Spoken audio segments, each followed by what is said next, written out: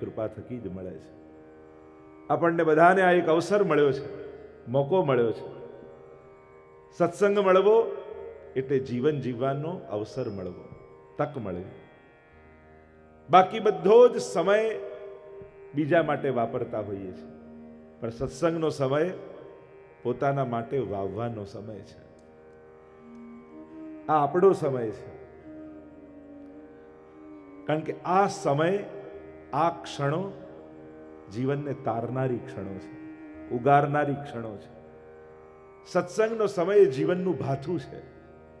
7 દિવસ અહીંયા જે ક્ષણોને તમે ભેગી કરશો તો તમે પૂછો કે આ ક્ષણો પછી કામ ક્યારે લાગશે?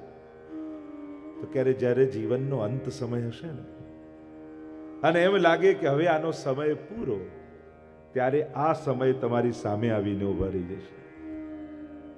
તમને ભગવાનની શુદ્ધિ કરાવશે, તમારું ચિત્ત અલૌકિક કરશે, તમારા મનને પવિત્ર અને વિશુદ્ધ કરી દેશે, જેથી ભગવાન તમારો હાથ પકડવા આવે તો એને પાપ અને પુણ્યના હિસાબ કરવાની જરૂર ન પડે. તમારા મુખમાં રહેલું એ ભગવદ નામ જ એના માટે કાફી થઈ જાય. આ ક્ષણો જીવનને પવિત્ર કરવાની ક્ષણો છે. બાકી તો ઘરેથી નીકળો, ચારે બાજુ મન બગડે એવું જ મળે ને. પણ જ્યારે આવી કથા, આવા ઉત્સવ, આવા મહોત્સવ, આવા સ્થાનને સજાવવા માટે અમારા ભરતભાઈ કેટલી મહેનત, ખડા પગે ઊભા રહી ઉત્તમમાં ઉત્તમ રીતે થાય એનો પ્રયાસ, આવનારને બધી જ સુવિધા મળે એનો એક પ્રયાસ. આખું કુટુંબ, આખો પરિવાર, આખું નીલાંબર પરિવાર જોડાઈ ગયું. ઘણા સમય પહેલાનો મનોરથ હતો. જો મનોરથ મનમાં આપણે કરીએ, પણ તારીખ નક્કી તો ભગવાન જ કરતા હોય છે. કથાનો સમય તો ઠાકોરજી જ નક્કી કરતા હોય છે. બાકી આપણે કરેલા આયોજનો બહુ સફળ થાય કેવલ વ્યવસ્થાથી એ સંભવ નથી. ઘણીવાર કથાની કંકોત્રી મળે, પણ જન્મોત્રીમાં ન લખ્યું હોય ને તો પહોંચી ન શકાય. અહીંયા બેઠા છીએ એ જ પ્રમાણ આપે છે કે આપણા બધા ઉપર ઠાકોરજીની કૃપા છે. આ 7 દિવસની દિવ્ય કથા, અલૌકિક કથા કંઈક જીવનમાં કૃષ્ણ તરફ ભરેલા 4 ડગલા થઈ જશે. ક્યાંક કૃષ્ણની પ્રાપ્તિ માટે પ્યાસ હૃદયમાં જગાવશે, ક્યાંક એના હૃદયમાં એના માટે મેળવવા માટેનો પ્રેમ પ્રગટાવશે. આ તો મધુરાષ્ટકની કથા છે. સત્સંગ તો શ્રેષ્ઠ હોય છે જ, ભગવાનની દરેક વાતો શ્રેષ્ઠ છે, પણ એમાં પણ મહાપ્રભુ વલ્લભાચાર્ય રચિત મધુરાષ્ટક જેવો વિષય જ્યારે આપણા બધાના કેન્દ્રમાં હોય, સત્સંગના કેન્દ્રમાં હોય, ત્યારે એની મહત્તા અનેક ગણી વધી જતી હોય છે, ત્યારે એની દિવ્યતા અનેક ગણી વધી જતી હોય છે. મહાપ્રભુજી અનેક ગ્રંથો રચ્યા છે, પણ એ દરેક ગ્રંથોમાં સૌથી પ્રસિદ્ધ કોઈ ગ્રંથ હોય તે મધુરાષ્ટક છે.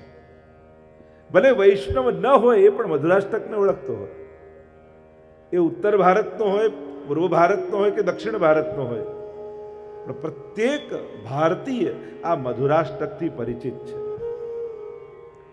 અને એ મધુરાષ્ટક ક્યાંક કોઈ સંસ્કૃત ગુરુકુળોમાં ગવાતા હોય કે ભારતના સૌથી સુખી પરિવારના લગ્નમાં ના ક્યાંક ગવાતો હોય, પણ આ મધુરાષ્ટક ગવાય છે ખરા. એનો પરિચય બધાને છે ખરા. કારણ કે કૃષ્ણને પ્રેમ કરવા માટે ઉત્તમમાં ઉત્તમ કોઈ સ્તોત્ર હોય તે મધુરાષ્ટક છે. એમ તો આચાર્યોએ જે ટીકામાં મધુરાષ્ટકની વાત કરી છે એ અતિ ગૂઢ અને અતિ દિવ્ય વાત કરી છે. ઉલટાની ગુસાઈજીએ તો ત્યાં સુધી આજ્ઞા કરી કે જ્યાં સુધી તમારા મનની લૌકિક આસક્તિઓ સમાપ્ત ન થઈ જાય ત્યાં સુધી તમારે મધુરાષ્ટકને જોવો નહીં, ત્યાં સુધીની વાત કરી. કારણ કે આની જે અલૌકિકતા અને દિવ્યતા છે એ સમજવા માટે પાત્રતા સિદ્ધ કરવી નિતાંત આવશ્યક છે. પાત્ર બન્યા વગર પ્રાપ્તિ સંભવ નથી હોતી. આ પાત્રતા વગર તમે એને વાંચી પણ લો, તમે એને ગાઈ પણ લો, પણ મહાપ્રભુજીએ જે ભાવથી લખ્યો છે એ ભાવને સ્પર્શવો એ દુર્લભ છે. જો કોઈ વાત કોઈએ કહી હોય ને આપણે એને બોલી દઈએ, ગાઈ દઈએ, પણ ગાનારની જે કક્ષા છે, કોઈ પણ ગ્રંથને ન્યાય ત્યારે આપી શકાય જ્યારે ગ્રંથના રચયિતાની જે કક્ષા છે એ કક્ષા પર જઈને એ ગ્રંથનું દર્શન કરીએ, ત્યારે જ એને સાચો ન્યાય આપી શકે. બાકી આપણા દ્રષ્ટિકોણથી આપણે અવલોકન કરીએ, લૌકિક મનથી બધું જ લૌકિક દેખાશે, લૌકિક આંખોથી બધું લૌકિક દેખાશે. આવા અલૌકિક ગ્રંથોમાં પ્રવેશ કરવા માટે સૌથી પહેલા મન બુદ્ધિ ચિત્ત દ્રષ્ટિને અલૌકિક બનાવવી બહુ જરૂરી છે. સ્વયં મહાપ્રભુજી આજ્ઞા કરે છે, મનુ તે નૈવ લૌકિકમ, અમારા ઠાકોરજી લૌકિક નથી. પ્રભુમાં લૌકિકતાનો લેશ માત્ર પણ સ્પર્શ નથી. એટલે સૌથી પહેલા ભગવાનની કોઈ વાત કરતા પહેલા ભગવદ બુદ્ધિ આપણી બુદ્ધિમાં સ્થાપિત થવી બહુ જરૂરી છે. આ ભગવાનની ગાથા છે. ભાગવતજીના પણ જ્યારે રાસ પંચાધ્યાયમાં ભાગવતની વિવિધ કૃષ્ણ ચરિત્રની ગાથાઓમાં આપણે પ્રવેશ કરીએ, સૌથી પહેલા આ ભગવાનની ગાથા છે એ સમજવું બહુ જરૂરી છે. આ ભગવાન છે અને આ બુદ્ધિ જ્યારે સ્થિર થાય ત્યારે જ એની લીલાઓને પૂરો ન્યાય આપી શકાય. આગળ તો આ બધા એક એક ચરિત્રોને આપણે જોઈશું એટલે એની દિવ્યતાનો પરિચય આપણને બધાને થશે. મધુરાષ્ટક, શ્રીમદ ભાગવત, આ બધા એવા ગ્રંથો છે. નિવૃત્ત તર્ષૈરુપગીય માનાત ભવૌ સદા છોત્ર મનોવિરામાત કૌત્તમ શ્લોક ગુણાનુવાદાત પુમાન વિરજ્યેત વિના પશુઘ્નાત. જેની સર્વ લૌકિક તૃષ્ણાઓ સમાપ્ત થઈ ચૂકી છે એના માટેના આ ગ્રંથો છે. તમે ભાગવતજી સાંભળીને કોઈ સાયન્સ શીખી જાઓ, તમે ભાગવતજી સાંભળીને કોઈ હિસ્ટ્રી ભણી લો, તમે ભાગવતજી સાંભળીને તમને ભૂગોળ અને ખગોળનું જ્ઞાન થઈ જાય, તો માનજો ભાગવતજી સાંભળ્યા સફળ થયા જ નથી. ભાગવતજી સાંભળ્યા સફળ થયા ક્યારે કહેવાય? જ્યારે ભગવાન સિવાય બાકી બધું જ ભૂલી જઈએ ત્યારે માનવું કે ભાગવતજી સફળ થયા. પ્રપંચ વિસ્મૃતિ પૂર્વક ભગવદાસક્તિ નિરોધ.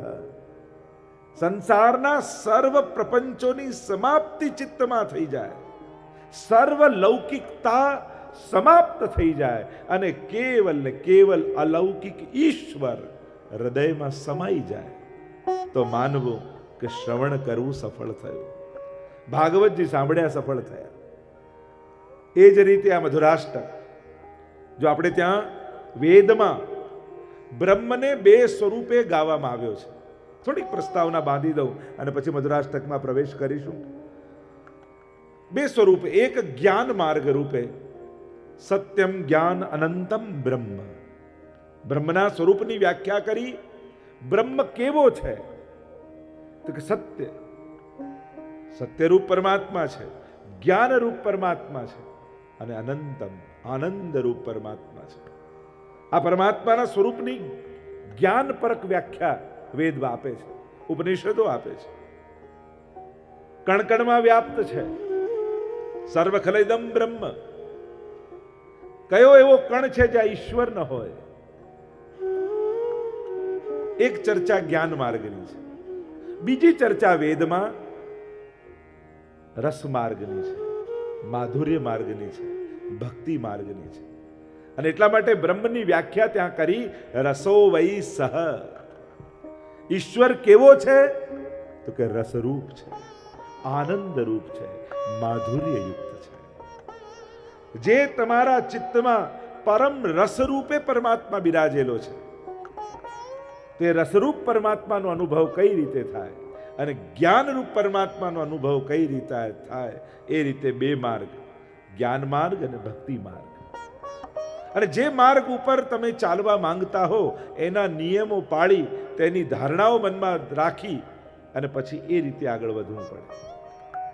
તો જ્ઞાન માર્ગમાં ચાલવું છે કે ભક્તિ માર્ગમાં? અને જ્યારે ભક્તિ માર્ગનો નિર્ધાર કરીએ અને જ્યારે કહેવામાં આવે રસરૂપ છે, તો પ્રશ્ન થયો, તમે એને કૃષ્ણ કહો, પ્રેમ કહો, આનંદ કહો કે રસ કહો, આ ચારે સમાનાર્થી શબ્દો છે. ભક્તિ માર્ગમાં આ ચારે નામથી ઈશ્વર ઓળખાયો છે. આપણા હિન્દુ ધર્મમાં જ્યારે ભક્તિ માર્ગમાં જીવ ચાલવા લાગે, ભક્તિ માર્ગ એટલે હૃદયની લાગણીઓ સાથે ઈશ્વર સાથે જોડાવું.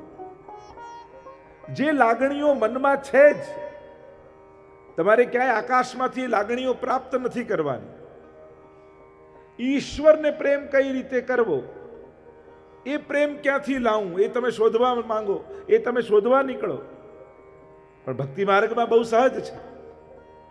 તમને માનો પ્રેમ કેવો હોય ખબર છે? તમને બાળકનો પ્રેમ કેવો હોય ખબર છે? તમને ભાઈનો પ્રેમ કેવો હોય ખબર છે? તમને મિત્રનો પ્રેમ કેવો હોય ખબર છે? તમને પિતાનો પ્રેમ કેવો હોય ખબર છે? તો કે આ બધા પ્રેમને તો અમે ઓળખીએ છીએ. રોજ બરોજ સંસારમાં સ્વજનો સાથે રહીએ છીએ, એટલે આ પ્રેમથી તો અમે પરિચિત છીએ. તો ભક્તિ માર્ગના આચાર્યો કહે, ચલ આ જ પ્રેમને ઈશ્વર તરફ લગાવી દે. ત્વમેવ માતા ચ પિતા ત્વમેવ બંધુ ચ સખા ત્વમેવ માતા ચ પિતા ત્વમેવ બંધુશ્ચ સખા ત્વમેવ. પ્રભુ, બીજી કોઈ આવી દિવ્ય લાગણીઓ યા દિવ્ય ભાવના તો અમારા હૃદયમાં નથી, પણ જે સંસારમાં લગાવી છે એ લાગણીઓ અમે ઓળખીએ છીએ, એની અમે જાણીએ છીએ. તો પ્રભુ કહે, ચલ એ જ લાગણી મારામાં લગાવી દે. તું ભલે વ્યક્તિઓને છોડે કે ન છોડે, તારી વૃત્તિઓ તો મારામાં લગાડી શકે કે નહીં?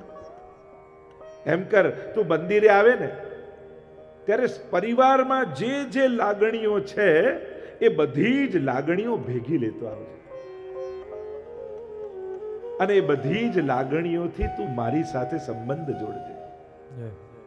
અને જ્યારે આ બધી જ લાગણીઓથી ઈશ્વર જોડે સંબંધ જોડીએ છે, ત્યારે મહાપ્રભુજીના એ શબ્દો આપણને યાદ આવે, સર્વદા સર્વભાવેન ભજનીયો વ્રજાધિપ સ્વસ્યાયમેવ ધર્મો હિ નાન્યક્વાપી કદાચન.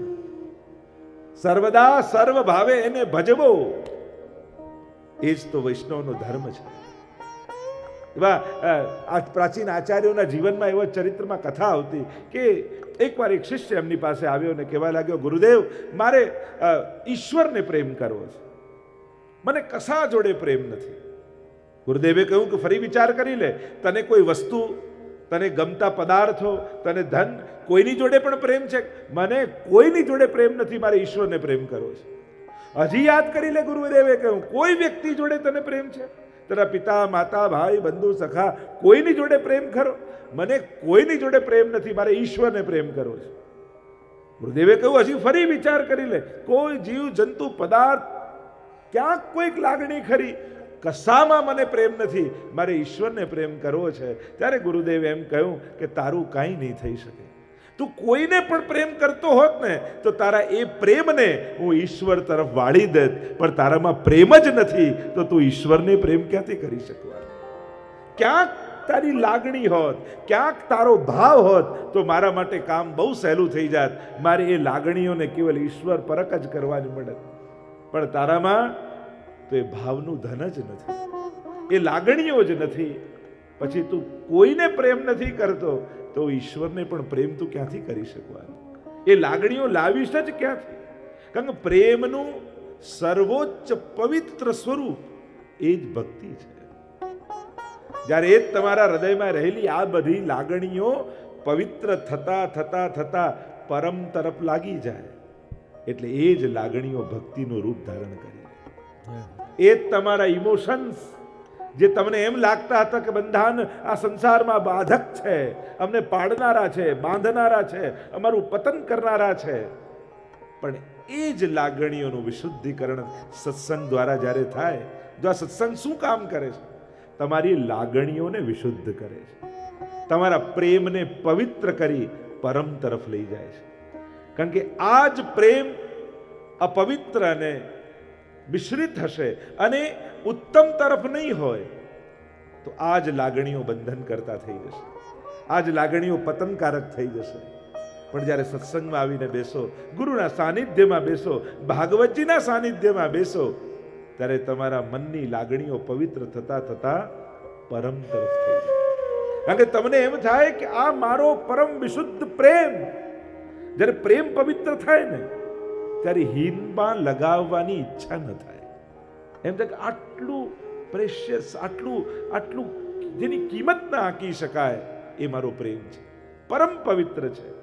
એને એવી જગ્યાએ લગાડો જે મારા જન્મ મરણના ચક્કરમાંથી મને છોડાવી દે, જે મારા આત્માનું કલ્યાણ કરી દે.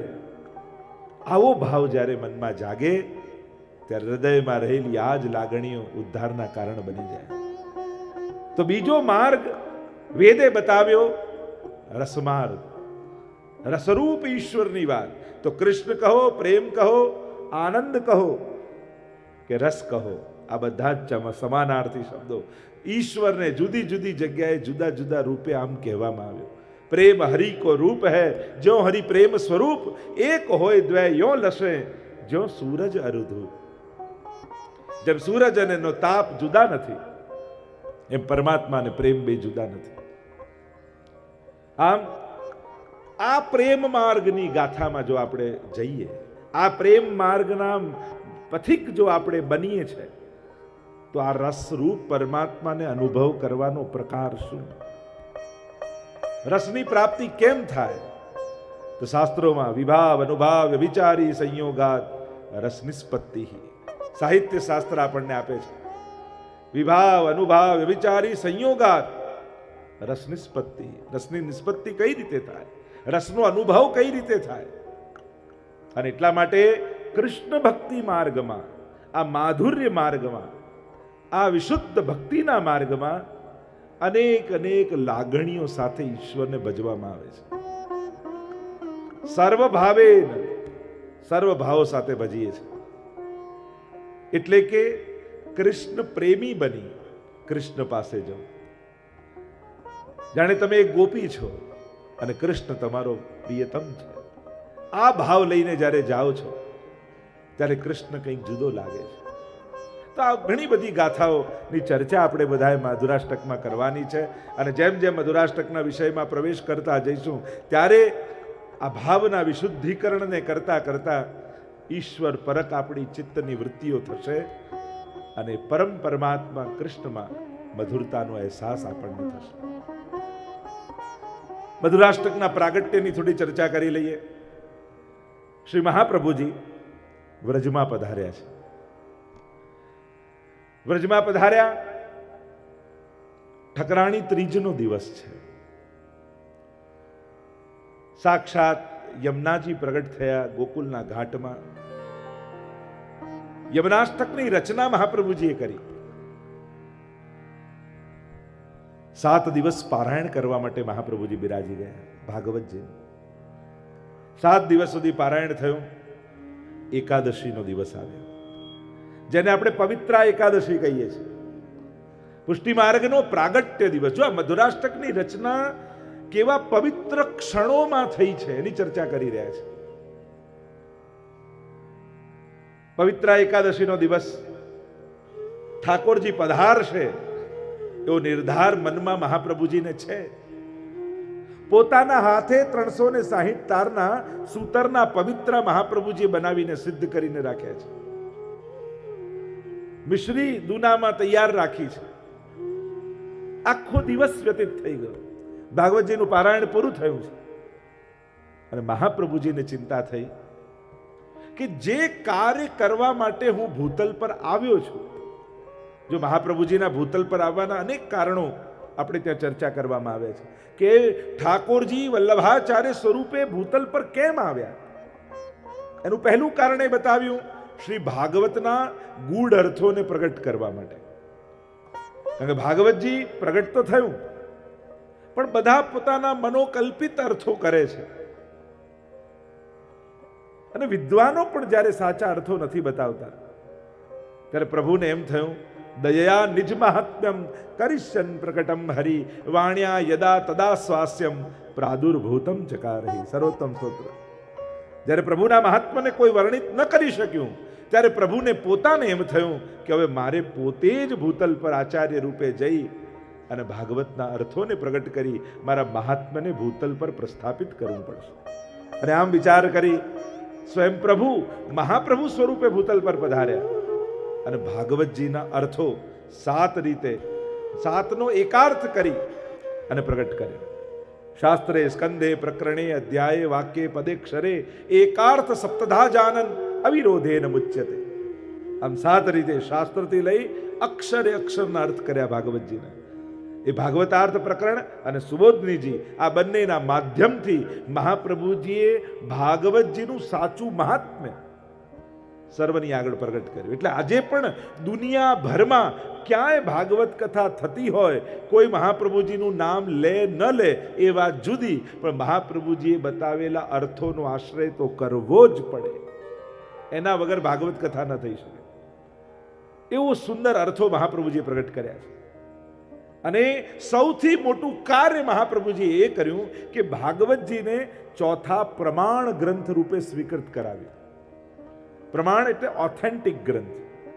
મહાપ્રભુજીથી પૂર્વ વેદાહ શ્રી કૃષ્ણ વાક્યાની વ્યાસ સૂત્રાણી ચૈવહી, આ ત્રણ ગ્રંથોને વેદ, બ્રહ્મસૂત્ર અને ગીતાજી એને જ ઓથેન્ટિક માનવામાં આવતા, પ્રમાણ ગ્રંથ માનવામાં આવતા. એટલે કે ધર્મ અને અધર્મ નક્કી કરવો હોય ત્યારે કયા ગ્રંથોને પ્રમાણભૂત માનવા, તો આ ત્રણ ગ્રંથોને પ્રમાણ માને. અને મહાપ્રભુજીએ એક વાક્યતા કરી અને ભાગવતજી પણ આ જ ગ્રંથોનો વિસ્તાર છે, એમાં પણ એ જ વાત છે, એ પ્રમાણો આપીને સિદ્ધ કરી શ્રીમદ ભાગવતજીને પણ પ્રમાણ ગ્રંથ રૂપે પ્રસ્થાપિત કરી.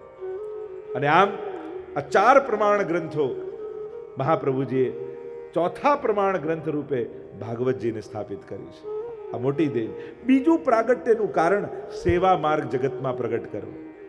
પૂજાનો માર્ગ તો હતો, ષોડશોપચાર અને પંચોપચાર પૂજા થતી હતી, પણ મંગળાથી શયન સુધી નંદાલયમાં ઠાકોરજી કઈ રીતે બિરાજે છે અને એમની જે સેવાનો ક્રમ, વ્રજભક્તોની ભાવનો, એ કોઈએ પ્રગટ કર્યો હોય તો શ્રી મહાપ્રભુજીએ પ્રગટ કર્યો. પૂજામાં વિધિ પ્રધાનતા હતી, સેવામાં સ્નેહ પ્રધાનતા મહાપ્રભુજી આપી. તમારી હૃદયમાં યશોદાજીનો આ ભાવને ધારણ કરી તમે એને જગાડો છો, એને આરોગાવો છો, એને પોઢાવો છો. અને આ સેવા માર્ગ, સેવા રીત પ્રીત વ્રજજન કી જનહિત જગ પ્રગટાઈ, પ્રગટ ભય માર્ગ રીત દિખાઈ. એટલે રીત અને પ્રીત મહાપ્રભુજી આપણને સમજાય. અને ત્રીજું, ભૂતલ પર પ્રગટ થવાનું કારણ આ દૈવી જીવોનું બ્રહ્મ સંબંધ કરાવી